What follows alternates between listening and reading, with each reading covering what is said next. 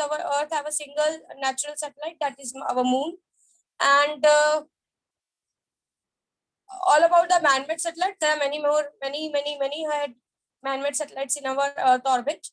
Okay, continuously different research centers are sending their satellites with respect to their countries. Now there are different type of satellites based on their orbits that you have already studied in 10th standard again. Okay, that is what I am going to revise in short. So the two types of satellites that we are going to discuss about is your geostationary satellites and polar satellites. Now, what is geostationary satellite? Let me explain you that. So your satellites, the two that we are going to study is geostationary and polar. उससे ज़्यादा deep में नहीं जाएंगे.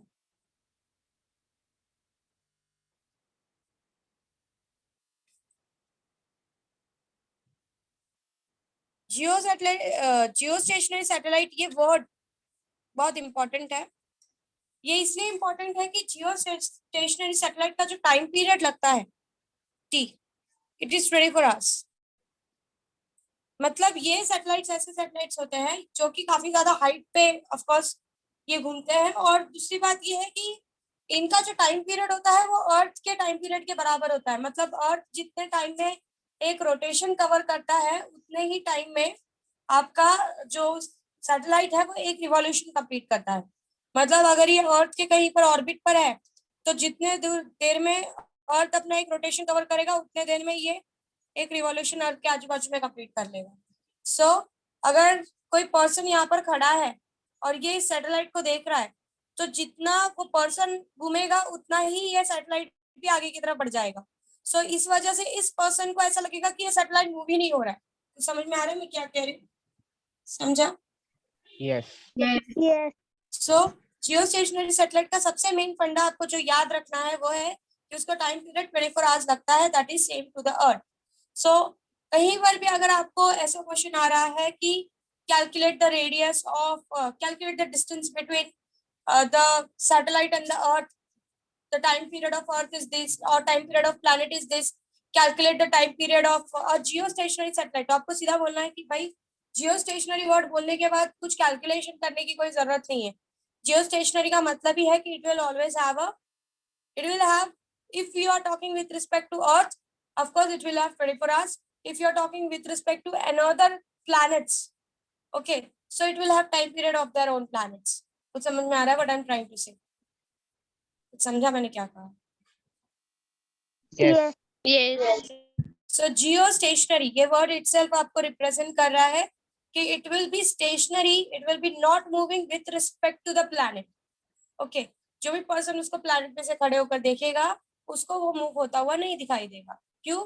क्योंकि जितना आगे आप बढ़ोगे रोटेशन में उतना ही आगे वो रिवॉल्यूशन में बढ़ जाएगा.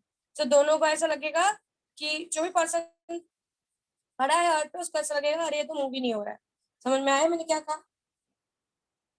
Yes.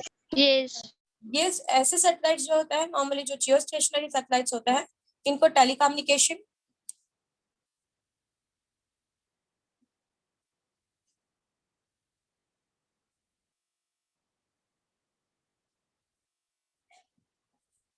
और रेडियो ट्रांसमिशंस ऐसी सारी चीजों के लिए यूज किया जाता है. टेलीफोनिक चीजों के लिए ये सारी चीजों का ये स्टेशनरी सैटेलाइट्स का यूज किया जाता है. Now what about the polar satellites? Polar satellites जो होते हैं वो नॉर्मली 500 किलोमीटर से 800 किलोमीटर के बीच में ही रखे जाते हैं. बहुत ज्यादा ऊपर नहीं रखे जाते. और पोलर सैटेलाइट्स का जो टाइम पीरियड होता है वो होता है 85 मिनट्स. मतलब आपका अर्थ एक रोटेशन 24 आवर्स में करता है और ये जो सैटेलाइट है ये अर्थ के आजू बाजू 85 मिनट्स में ही एक रिवॉल्यूशन कंप्लीट कर लेगा. मतलब अगर आप देखने जाओगे तो ये अर्थ के आजू बाजू काफी बार एक दिन में काफी बार चक्कर लगा लेता है. काफी बार. बता सकते हो कितने बार approximately?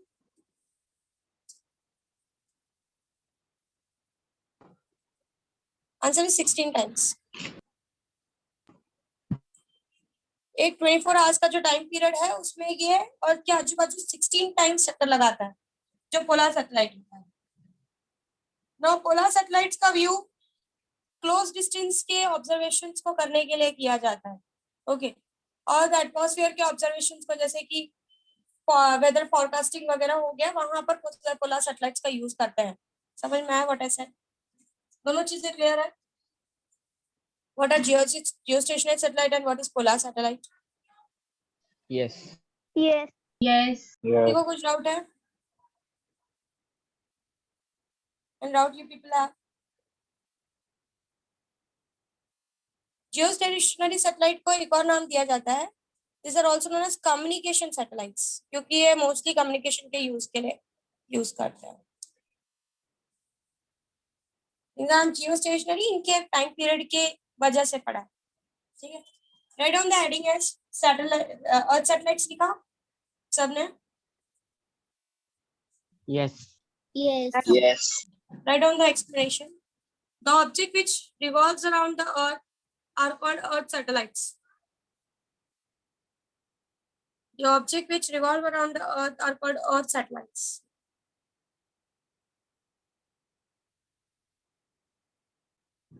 The object which revolve around the earth are called earth satellites.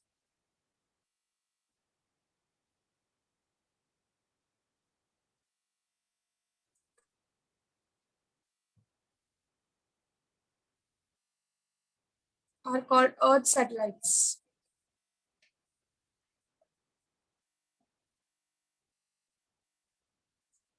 There are two types of satellites: artificial satellites and natural satellites. There are two types of satellites: artificial satellites and natural satellites.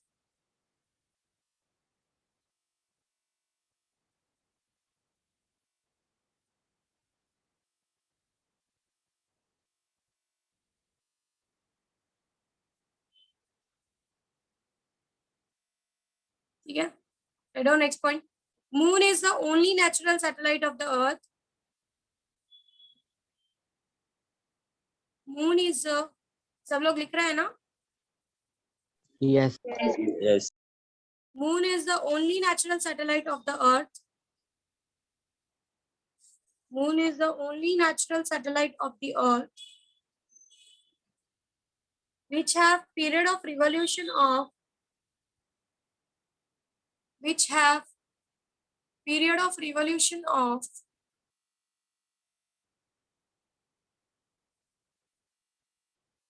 which have period of revolution of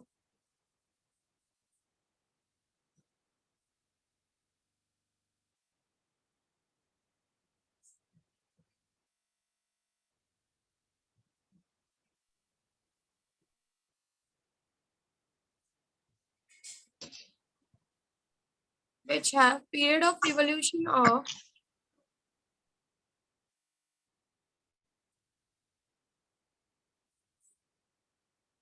कितना कितना period of revolution है moon का? Approximately 28 days. 27 days. Yes, it is 27.3 days. 20. Yes. Period of Approximately revolution. 28 days, na? Yes. Approximately 28 days, na? No, 27.3 days. आपको थोड़ा accurate चलना है ना, you are science student. 27.3 days.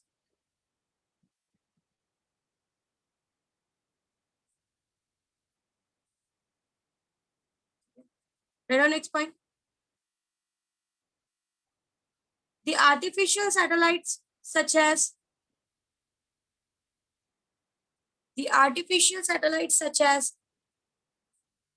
communication satellites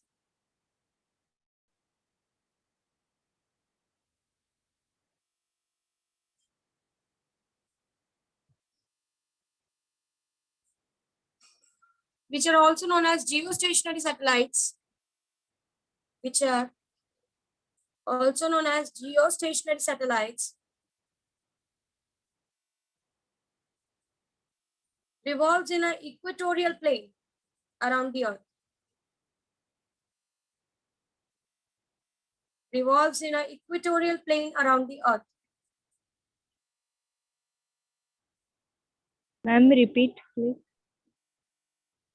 The artificial satellites, such as communication satellites, which are also known as geostationary satellites,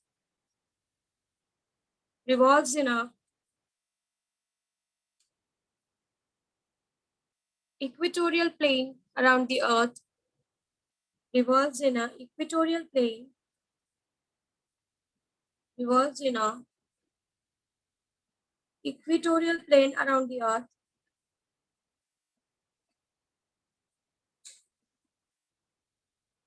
Revolves in an equatorial plane around the Earth.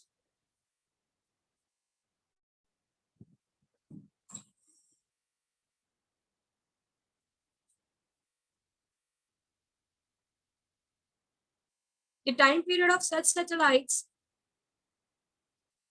The time period of such satellites is. The time period of such satellite is 24 hours. 24 hours. Means equatorial plane क्या है? क्या हुआ? Equatorial plane. What do you think of what is equatorial plane? क्या लगता है क्या होगा equatorial plane? What is equatorial? Equal sides होते हैं. Do you really think this? What is equatorial or equator of the Earth? Yes है, समझा.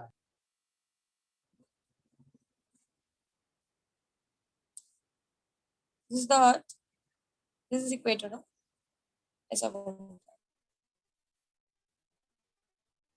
This is equatorial plane. Yes.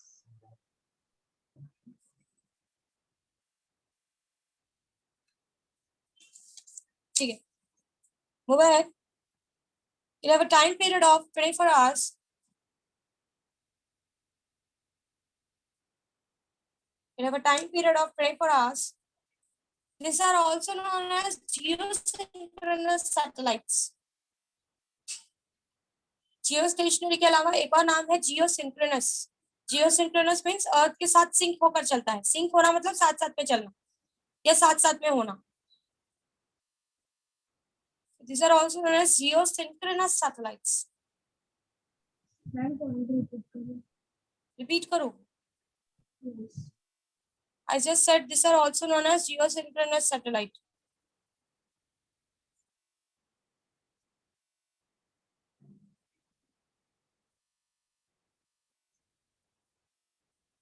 कोई छूट गया है पीछे?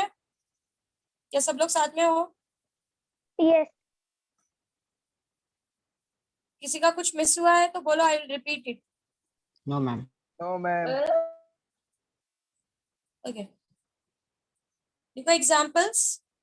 Examples मत लिखो. Because these satellites are used for telecommunication,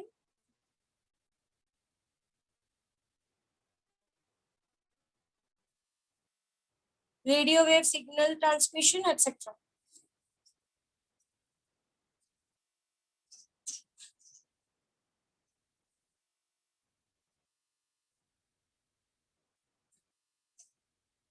Telecommunication, radio wave signal transmission, etc.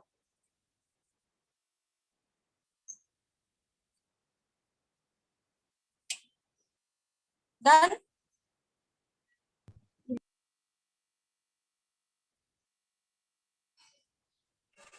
Are you people done? Yes. Yes. Yes. Okay. Write down about polar satellites.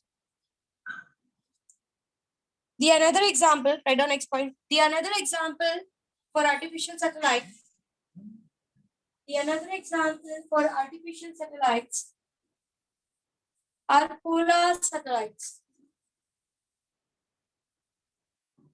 The another example for artificial satellites are polar satellites, which revolve at low altitude. The another example for artificial satellite are polar satellites, which revolves at low altitude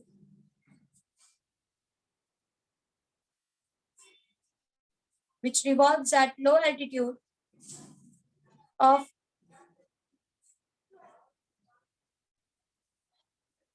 500 kilometer to 800 kilometer of which revolves at low altitude of 500 kilometer to 800 kilometers. 500 kilometers to 800 kilometers.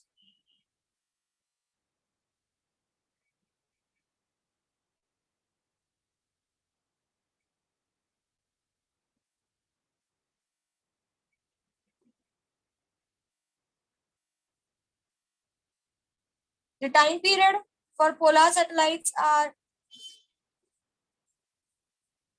the time period of polar satellite is nearly 85 minutes.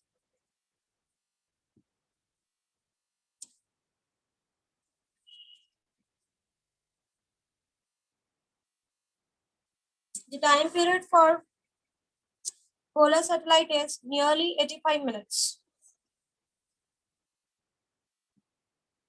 Nearly 85 minutes.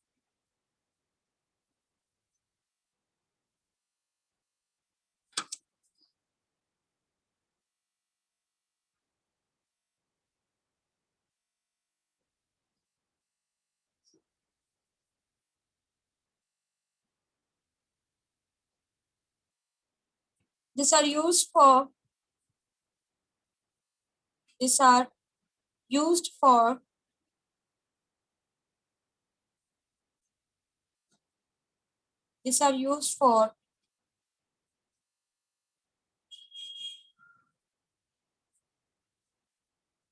weather forecasting, astronomical observations, etc.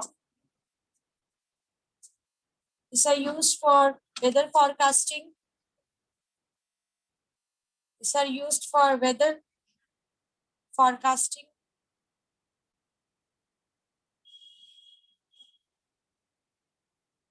These are used for weather forecasting.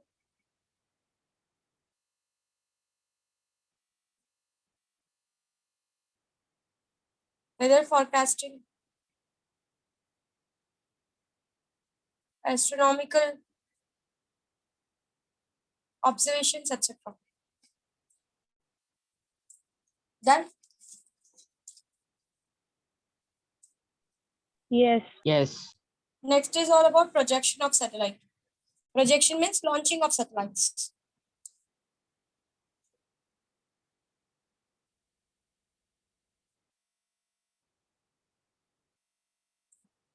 Now for launching of satellites, of course, there is a requirement of, as if you want to transport something from one point to another point, you need to have a, what I can say, you need to have a transport system. Like आप कुछ एक point से दूसरे point पर आपको भेजना है, तो आप एक ट्रांसपोर्ट सिस्टम का यूज करते हो जिसके अंदर आप अपना सामान डालकर एक पॉइंट से दूसरे पॉइंट पर भेजते हो.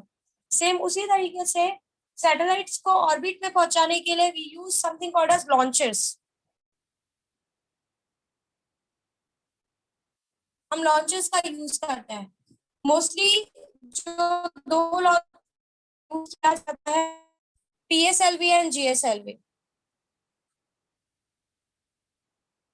This is Polar Satellite Launcher Vehicle and this is Geostationary Satellite Launcher Vehicle.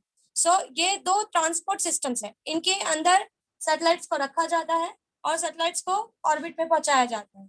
सो आप जो एक बड़ा सा रॉकेट उड़ते हुए देखते हो, एक्चुअली दैट इज PSLV और GSLV. डिपेंड करता है आप कौन सा सैटेलाइट भेज रहे हो उसके according. Okay, so this are the transport system. जैसे आपके ट्रक वगैरह होता है ना सामान पहुंचाने के लिए, वैसे सैटेलाइट्स पहुंचाने के लिए लॉन्चर्स का यूज किया जाता है. मोस्टली दो टाइप के लॉन्चर्स यूज किए जाते हैं, that is either a PSLV और अ GSLV. इसका फुल फॉर्म है पोलर सैटेलाइट लॉन्चर व्हीकल. इसका फुल फॉर्म है geostationary satellite launcher vehicles. Okay, now ये जो लॉन्चर व्हीकल्स होते हैं ये नॉर्मली 2 स्टेज के होते हैं, मतलब minimum 2 stage rockets are required, इससे नीचे के रॉकेट्स आप नहीं यूज कर सकते। Now what is this 2 stage? 2 stage में होता क्या है, लाइक अपने this is a satellite over here, यहाँ से आपने एक लॉन्चिंग की, लॉन्चिंग करके वो एक हाइट तक पहुंचा, तो जब वो एक हाइट तक पहुंचेगा वो क्या करेगा, वो जो भी फ्यूल टैंक होगा, समझो दिस इज अ सैटेलाइट, ये 2 अलग अलग सेक्शंस में इसको ब्रेक कर दिया जाता है। ये क्या करेगा, जिस एरिया का फ्यूल यूज हो गया है, जिस वॉल्यूम का फ्यूल यूज हो गया है, वो उसको डिस्कार्ड कर देगा, निकाल देगा। फिर बचे हुए सिर्फ इतने वॉल्यूम के साथ, इतने वॉल्यूम के साथ वो आगे बढ़ेगा। फिर जैसे ही, now this can be of more than 2 stage, of course I am talking about a 2 stage. जैसे ही ये वाला पार्ट हो गया, यहाँ एक हाइट तक पहुंच गया, अब उसको क्या करना है, वो यहाँ से अपने एक हाइट तक पहुंचने के बाद अब वो अपने सैटेलाइट को ऑर्बिट में रखेगा। सो जैसे आप एक हाइट तक पहुंचते हो, उसके बाद ये जो सैटेलाइट है ये क्या करता है, एक ऑर्बिट में अपने सैटेलाइट को सेट करता है। जैसे ही उसने ऑर्बिट में अपने सैटेलाइट को सेट कर दिया, ऊपर की जो कवरिंग है वो ब्रेक होकर बाहर निकल जाती है। मतलब मिनिमम आपको 2 स्टेज रॉकेट्स की रिक्वायरमेंट तो है फॉर लॉन्चिंग अ सैटेलाइट। तो समझ में आ रहा है मैं क्या कह रही हूँ? तो समझो बड़े सेट, पहले Yes. जितना जितने भी अमाउंट का फ्यूल यूज हो गया है वो वाले सेक्शन को डिस्कार्ड कर देगा, पीछे की तरफ छोड़ देगा। फिर वापस क्या करेगा, उसको ऑर्बिट में सेट करेगा, दिस इज 2 स्टेज। उसको ऑर्बिट में सेट करेगा, जो सैटेलाइट है उसको ऑर्बिट में रखेगा और उसके आजू बाजू की जो कवरिंग है वो स्पेस में रिलीज हो जाएगी। समझ में आ रहा है मैं क्या कह रही हूँ? समझा? Yes. Yes. Yes. So what is the use of having such satellite? इसका यूज क्या है ऐसे सैटेलाइट्स का, कि हम लोग जो लॉन्चर व्हीकल्स है उसको ब्रेक करके, सी आपका जो सैटेलाइट, हमारा मेन पर्पस है हमारे सैटेलाइट को ऑर्बिट में पहुंचाना, ना कि उसके लॉन्चर व्हीकल्स के साथ कुछ करना।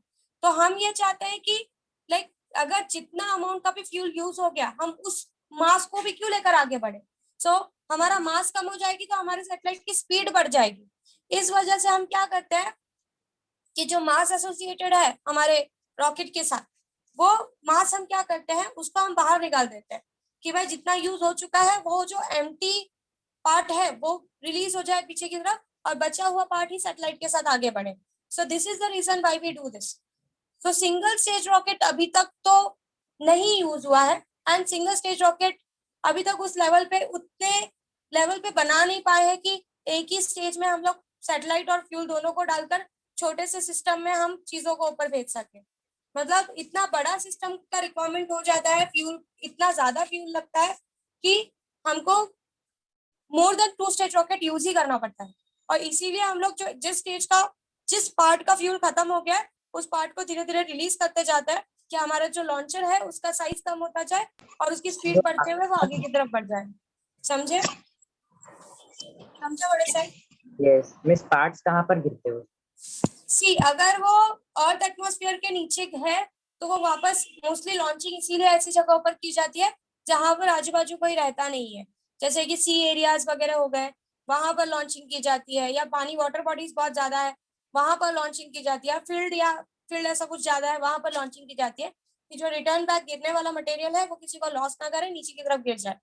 और अगर ऑर्बिट में जाने के बाद जो बचा हुआ पार्ट है वो जब डिस्कार्ड होता है तो वो स्पेस में एज अ स्पेस पोल्यूशन रह जाता है। ठीक है? Yes so as I said कि दिस इज अर्थ, यहाँ से आपने एक लॉन्चिंग की एक हाइट तक गया, एक हाइट तक जाने के बाद आपको आपका जो लॉन्चर है वो एक हॉरिजॉन्टल वेलोसिटी लेगा सो दैट वो आपके सैटेलाइट को ऑर्बिट पे सेट कर सके। और ये जो हॉरिजॉन्टल वेलोसिटी होती है ये अर्थ के ग्रेविटेशनल फील्ड के बाहर नहीं होती, it is in the earth atmosphere only. आपके सारे सैटेलाइट्स अर्थ के एटमॉस्फेयर के अंदर ही घूमते हैं, बाहर नहीं घूमते। कोई भी सैटेलाइट प्लैनेट्स के एटमॉस्फेयर के अंदर ही घूमता है, क्योंकि उसको जो ग्रेविटी होती है वो रिस्पॉन्सिबल होती है घुमाने के लिए। जैसे ही आपने एक हॉरिजॉन्टल वेलोसिटी दे दी जिसको हम VH बोलते हैं, अब ये सैटेलाइट को हॉरिजॉन्टल वेलोसिटी मिल गई, अब जैसे ये बाहर निकलने की कोशिश करेगा, gravity being a centripetal force उसको अंदर की तरफ खींच लेगी। फिर जैसे ये बाहर की तरफ चलने की कोशिश करेगा, ग्रेविटी उसको अंदर की तरफ खींच लेगी। सो इस तरीके से the satellite start revolving around earth in this वे। समझ में आया बड़े सर? जैसे आपका सेंट्रीपिटल फोर्स काम करता है ना, जब आप हाथ में थ्रेड लेकर घुमाते हो, मैंने आपको समझाया है कि सेंट्रीपिटल फोर्स काम कैसे करता है। जब आप एक थ्रेड लेकर एक स्टोन को घुमाते हो तो स्टोन की एक हॉरिजॉन्टल वेलोसिटी, अगर ये स्टोन है तो इसकी एक हॉरिजॉन्टल वेलोसिटी होती है ऐसे बाहर की तरफ, टेंजेंशियल वेलोसिटी भी बोलते हैं इसको। तो आपके हाथ से जो सेंट्रीपिटल फोर्स लग रहा है वो इसको क्या करता है, इसके स्प्रिंग को क्या करता है, या इसको Pull क्या कर- करता है, इस तरीके से सर्कल की तरफ खींच लेता है। और जैसे ही आपका हाथ छूट गया, if the centripetal force that you are providing is suddenly become zero, तो ये जो स्टोन होगा वो जिस भी डायरेक्शन में इसकी टेंजेंशियल वेलोसिटी होगी वो सीधा सीधा उस डायरेक्शन में बाहर निकल जाएगा, क्योंकि आप इसको सर्कल में रखने वाली चीज, सर्कल में रखने वाला फोर्स खत्म हो गया। कुछ समझ रहे हो मैं क्या बोल रही हूँ? कुछ समझा मैंने क्या कहा? Yes. Yes. ये एक दो लोगों को छोड़ के बाकी किसी को कुछ नहीं समझा? बाकी के लोग कुछ समझा मैं क्या बोल रही हूँ? Yes. Yes. Yes. ma'am. Yes. So whatever your object, whatever may be the object, when it is moving in a circle, जब वो सर्कल में मूव करता है तो होता क्या है एग्जैक्टली कि it have a tangential velocity. Tangential, ये टेंजेंट का मतलब क्या होता है? टेंजेंट मतलब होता है कि you are drawing a line which is meeting to a circle at a single point. Okay, so there is a tangential velocity. पर वो टेंजेंशियल वेलोसिटी काम क्यों नहीं कर पाती है? क्योंकि आपका सेंट्रीपिटल फोर्स उसको सीधे सीधे निकलने के बदले अपनी तरफ खींच लेता है। फिर वो यहाँ से सीधे सीधे निकलना चाहती है, फिर सेंट्रीपिटल फोर्स अपनी तरफ खींच लेता है, फिर वो यहाँ से सीधे सीधे निकलना चाहती है, सेंट्रीपिटल फोर्स अपनी तरफ खींच लेता है। पर अगर किसी वजह से सेंट्रीपिटल फोर्स खत्म हो गया, आपके हाथ से वो जो स्ट्रिंग है वो आपके हाथ से रिलीज हो गई, या आप उतना सेंट्रीपिटल फोर्स प्रोवाइड नहीं कर पाए, तो वो जिस भी पॉइंट पे होता है उस पॉइंट की टेंजेंशियल वेलोसिटी की तरफ की हेल्प से वो बाहर की तरफ निकल जाता है। तो समझ रहा है मैं क्या कह रही हूँ? Yes. Yes. Yes. Same happens with the satellites also. Satellites भी कुछ इसी तरीके से काम करते हैं। आप एक हाइट तक लेके जाते हो, उसके बाद उनको एक हॉरिजॉन्टल या फिर हॉरिजॉन्टल वेलोसिटी बोलो या टेंजेंशियल वेलोसिटी बोलो, या फिर इसको एक और नाम है which is known as critical velocity. I am coming to that point. So either you provide, when you provide a tangential velocity, जब आप टेंजेंशियल वेलोसिटी प्रोवाइड करते हो तो आपका जो सैटेलाइट है वो ऑर्बिट पे सेट हो जाता है। अब जैसे ही वो आगे मूव करने की कोशिश करता है, अर्थ की ग्रेविटी उसको अपनी तरफ खींच लेती है। फिर वो इस पॉइंट से आगे बढ़ने की कोशिश करता है, फिर से अर्थ की ग्रेविटी उसको अपनी तरफ खींच लेती है। फिर ये पॉइंट पे आया, ये पॉइंट पे वो आगे बढ़ने की कोशिश करता है, फिर अर्थ की ग्रेविटी उसको खींच लेती है। In this way it continues to move in a circular orbit. अगर कभी अर्थ की ग्रेविटी अचानक से खत्म हो गई तो जिस पॉइंट पे भी आपका सैटेलाइट होगा उसी पॉइंट से वो सीधा सीधा बाहर निकल जाएगा। समझ में आ रहा है what I said? Yes. Yes. Yes. So horizontal velocity or tangential velocity or critical velocity is that velocity which is required for the satellites to move in a orbit around the earth. Critical velocity को define इसी तरीके से किया जाता है कि critical velocity वो velocity होती है जिस velocity के help से आपका जो satellite है वो planet के atmosphere में आजू बाजू घूमता है। समझ में आया मैंने क्या कहा? Yes. Yes. Yes. Escape velocity वो वेलोसिटी थी जो अर्थ की ग्रेविटेशन को एस्केप करके निकल जाए, और क्रिटिकल वेलोसिटी वो वेलोसिटी है जिस वेलोसिटी से आपका सैटेलाइट ऑर्बिट के आजू बाजू में घूमता है। समझ में आया? Yes. Yes. नाउ आप लोगों ने चंद्रयान 2 का लॉन्चिंग देखा था? किसी ने? क्या टेलीकास्ट हो रहा है, चलो चंद्रयान 2 देखते हैं। किसी ने नहीं देखा? नो वन इज इंटरेस्टेड या? देखा था मैं। देखा था? ठीक है, चंद्रयान 2 नहीं देखा बहुत लोगों ने। मार्स में क्या मिशन मंगल तो देखा होगा ना? Yes. Yes. ये तो मूवी है, वो भी अक्षय कुमार की, वो तो पक्का ही देखा होगा। और नहीं देखा है तो देखना चाहिए, ऐसे मूवीज को आपको अप्रिशिएट करना चाहिए अकॉर्डिंग टू मी। सो उन्होंने क्या बताया था, लॉन्चिंग कैसे होती है? This is the earth. अब अगर आपको समझो किसी एक प्लैनेट पे आपको अपने सैटेलाइट को भेजना है तो आप डायरेक्टली यहाँ से लॉन्च करके उसको यहाँ नहीं भेजते। This is not the way. अभी तक ये पॉसिबल भी नहीं हो पाया और इसमें बहुत ज्यादा फ्यूल यूज होता है, तो अभी तक ज्यादा फ्यूल वाला मेथड है, इस वजह से डायरेक्टली लॉन्चिंग ऐसे नहीं की जाती कि ये मेरा अर्थ है, ये मेरा प्लैनेट है, मेरे को सैटेलाइट भेजना है तो मैं सीधा सीधा भेज दूं. This method is not used. क्या मेथड यूज किया जाता है? There are different different orbits. जैसे आपने एक सैटेलाइट लॉन्च किया, satellite start moving on single orbit. जैसे ही वो इस पॉइंट पे आता है या इस पॉइंट पे आता है, सैटेलाइट को एक जर्क दिया जाता है. ये जर्क दिया, again it start revolving in a new orbit. फिर एक जर्क दिया, again it start revolving in a new orbit. So इस तरीके से उसको ऑर्बिट बनाया जाता है. और ऑर्बिट बनाने के बाद एक ऐसा जर्क दिया जाता है कि वो सीधा, ये सारी चीजें नीचे से सेट की हुई होती है इनसाइड द सैटेलाइट्स. एक बार आपने लॉन्च कर दिया, उसके बाद अगर वहां पे ये जर्क मिलने के बाद अगर यहाँ कहीं जर्क मिल गया आपके, अगर आपने अंदर कुछ मिस्टेक कर दी है कैलकुलेशन में, फ्यूल्स में, अगर आपको यहाँ पे जर्क देना है कि ओके अब ये यहाँ से निकल के इसके ऑर्बिट में गोल गोल घूमना चालू करे, it is going away. Actually ऐसा नहीं होता है, ये ऐसा है अंदर की तरफ. सो अगर आपने यहाँ आपको जर्क देना और आपने यहाँ जर्क दे दिया, उसके बाद अगर यहाँ जर्क लग गया, उसके बाद आपका कंट्रोल सैटेलाइट में पूरी तरीके से खत्म हो जाता है.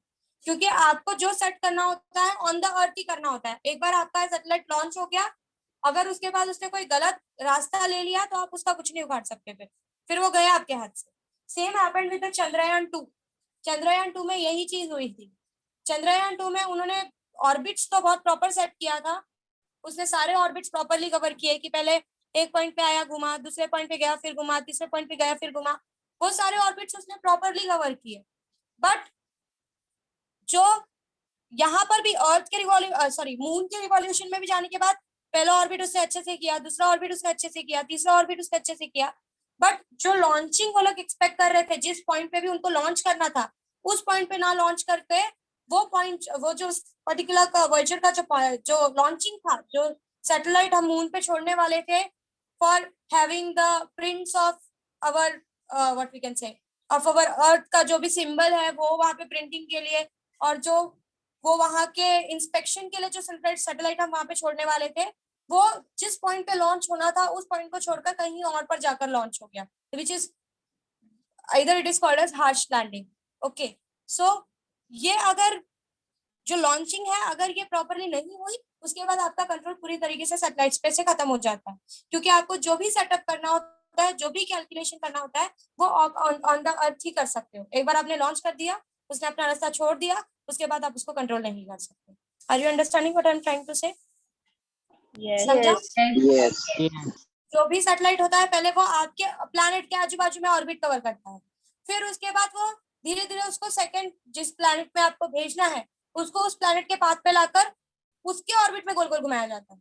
फिर जिस हाइट पे भी आपको उस प्लैनेट के जिस भी हाइट पे आपको अपने सैटेलाइट को रखना है, उस सैटेलाइट उस पॉइंट पर लाकर सैटेलाइट को रिवॉल्यूशन में छोड़ दिया जाता है. समझ में आ रहा है what I am trying to say? समझा? सो लॉन्चिंग ऐसा स्ट्रेट नहीं की जाती कि उठाकर ऐसे ही सीधा फेंक दिया. क्यों मिशन मंगल में बोला गया कि this is the time interval at which time your mass will be closest to the earth? क्योंकि वो टाइम पे फिर आपको ऑर्बिट का ज्यादा फ्यूल खर्च नहीं करना पड़ेगा, या और दूसरे ऑर्बिट का भी आपको ज्यादा फ्यूल खर्च नहीं करना पड़ेगा. और ये जो बीच का लॉन्चिंग है उसमें भी आपको ज्यादा फ्यूल नहीं लगेगा अगर आपका प्लैनेट क्लोजेस्ट होगा.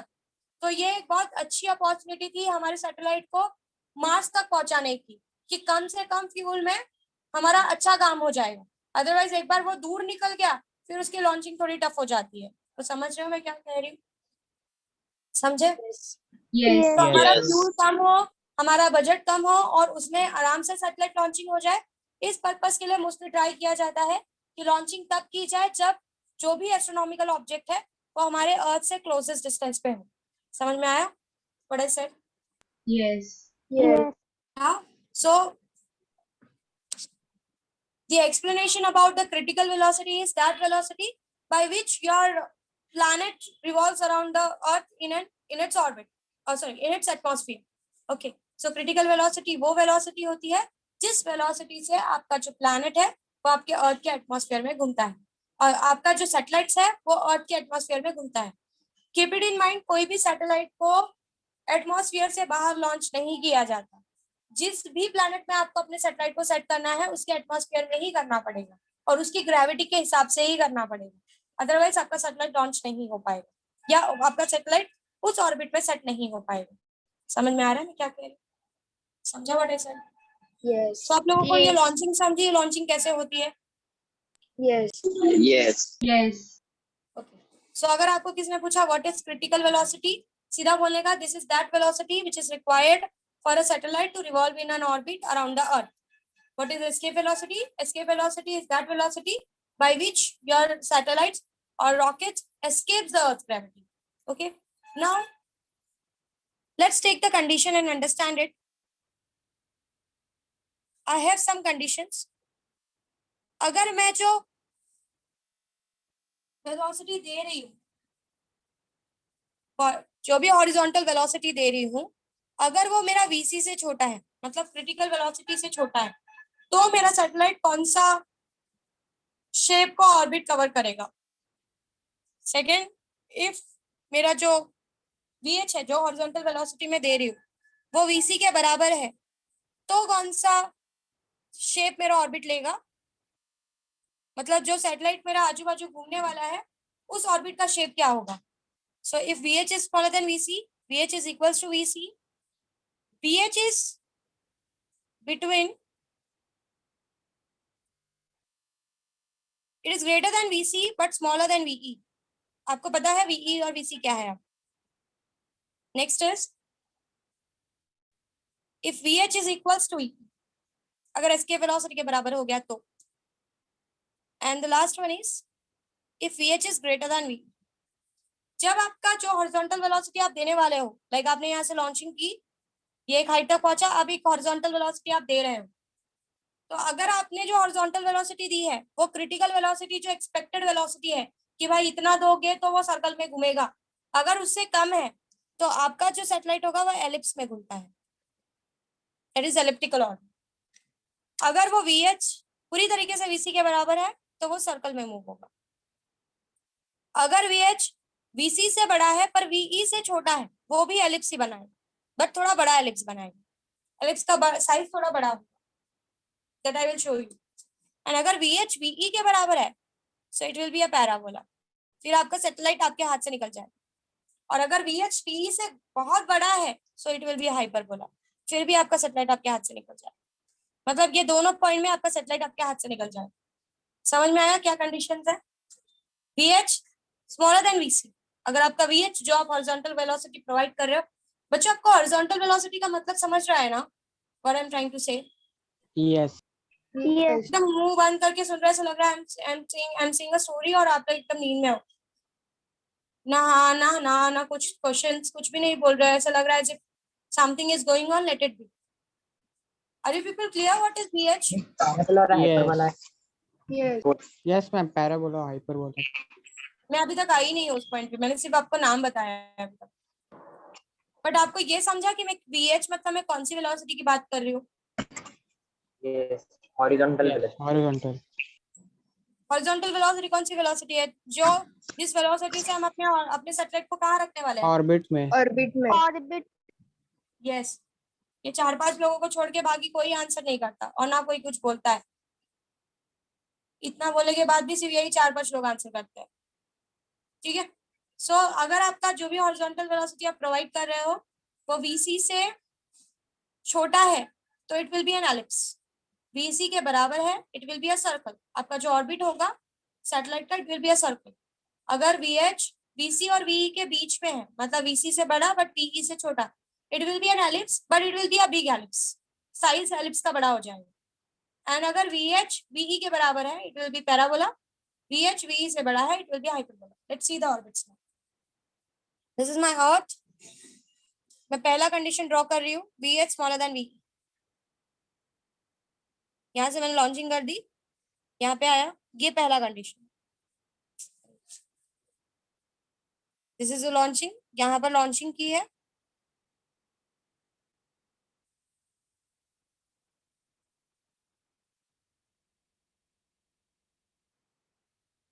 Can you say me where is the satellite? Whether it is at, now this condition is VH smaller than VC. This condition is what? ये आपका सैटेलाइट कहाँ पर है? This is the Earth. It is at perigee और apogee? Perigee पे है या apogee पे है? आंसर स्टूडेंट्स, सो जाओ मत, आंसर करो। पेरिगी पे है या एपोगी पे है? एपोगी। सो अगर आपका VH smaller than VC, sorry हाँ, VH स्मॉलर देन VC होता है, VC is critical velocity, VH smaller than VC होता है, तो आपका जो सैटेलाइट होता है वो एक ऐसा एलिप्स बनाता है, जब वो लॉन्च होता है उस टाइम पे वो एपोगी पे होता है। It is at apogee. Okay, now VH is equal to VC। अगर क्या बना? VH is equals to Circle. VC. Circle. Circle. Circle. ऐसा orbit. Now if VH is greater than VC, just look at the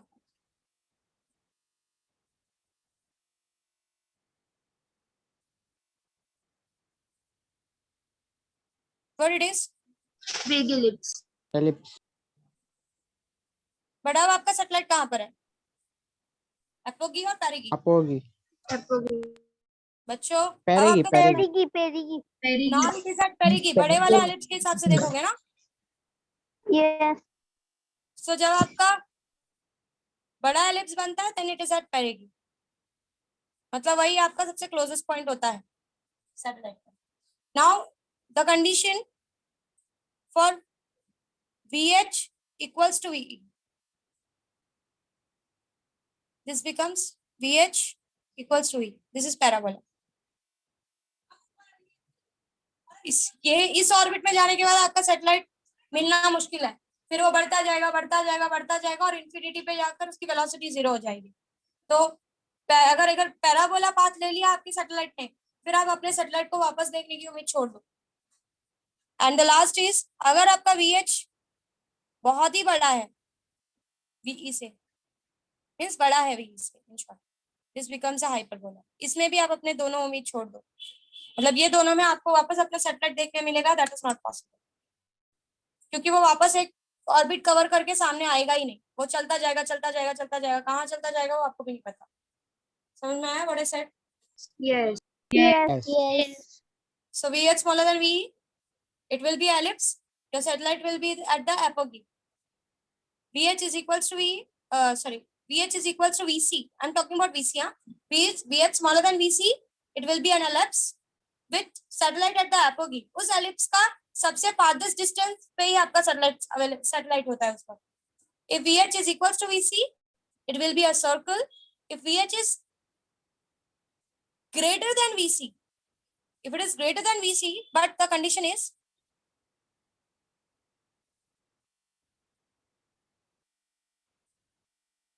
VH is greater than VC but smaller than VE। velocity।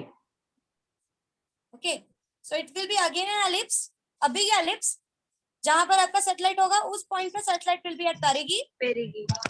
If VH is equals to VE, it will be a parabola। यहाँ पर अपने satellite को वापस देखने की उम्मीद छोड़ दो। And if VH is greater than VE, that is a hyperbola। एक स्ट्रेट लाइन बनाते हुए सैटेलाइट कहाँ चला जाएगा आपको पता नहीं। दोनों कंडीशन में ऑलमोस्ट सेम ही होता है, सिर्फ साइज का डिफरेंस है कि ये थोड़ा सा टर्न लेता है, ये सीधा सीधा सीधा सीधा सीधा सीधा एक बड़ा ऑर्बिट ले लेता है।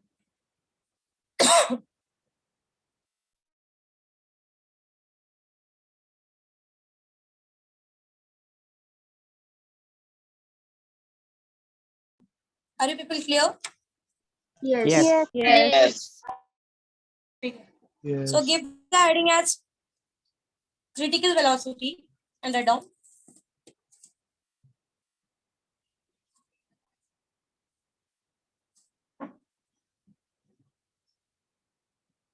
The horizontal velocity that must be given to a satellite, ma'am projection of satellite में क्या लिखना है? उसी में क्रिटिकल Yes, वेलोसिटी दे दो भाई, डेफिनेशन दे दो क्रिटिकल वेलोसिटी का। प्रोजेक्शन ऑफ सैटेलाइट में आपका ये आता है एक्चुअली, बट पहले आप डेफिनेशन दे दो, फिर उसके बाद ये ड्रॉ करके आपको ये लिखना है। एडो ओके। क्रिटिकल वेलोसिटी का डेफिनेशन लिख लो पहले।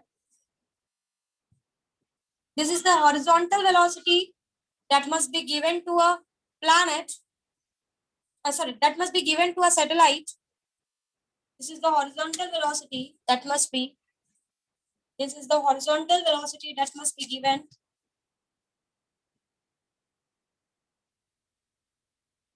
This is the horizontal velocity that must be given to a satellite. That must be given to a satellite at a certain height. This is the horizontal velocity that must be given to a satellite at a height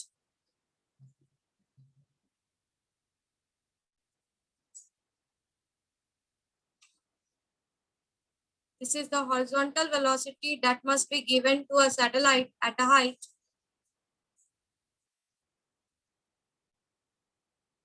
so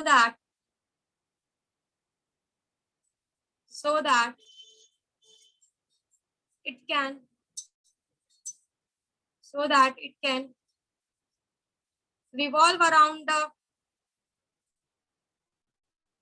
earth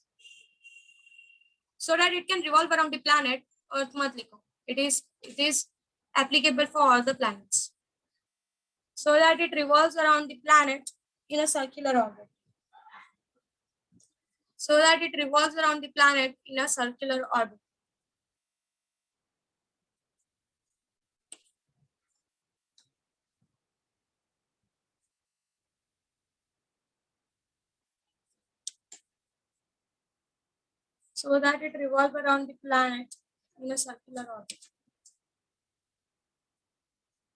लिख लिया सबने Yes. Yes. Yes. ये लिख के लो ये as it is लिख के लो exam में आएगा तो आपको ऐसे नहीं लिखना है एग्जाम में आपको स्टेटमेंट्स में लिखना है या पे अपने पास एज अ नोट्स रखो एग्जाम में आपको with the help of your printed notes use करके आपको लिखना है या जो असाइनमेंट्स दिए जाएंगे उसमें right it as it is conditions है और फिर उसके बाद आपको ये डायग्राम ड्रॉ करना है तो पहले कंडीशंस लिख के ले कंडीशंस हो जाए तो बताना फिर मैं डायग्राम आपके लिए विजिबल करूंगी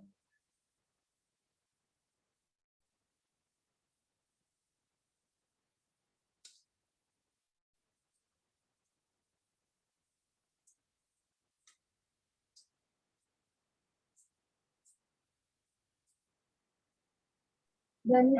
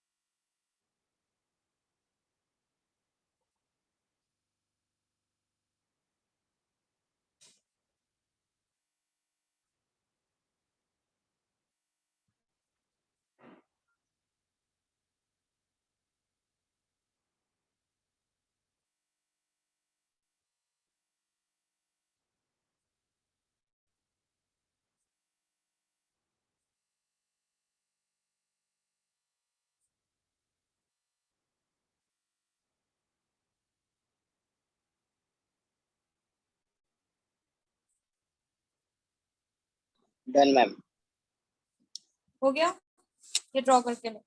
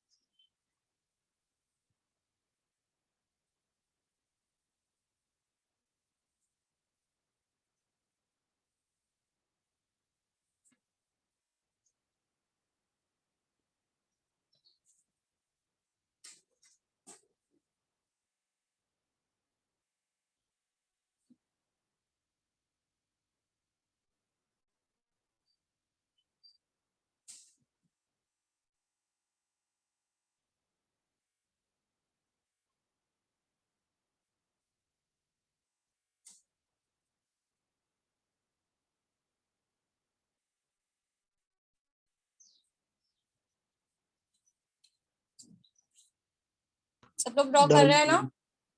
Yes. Yes, ma'am.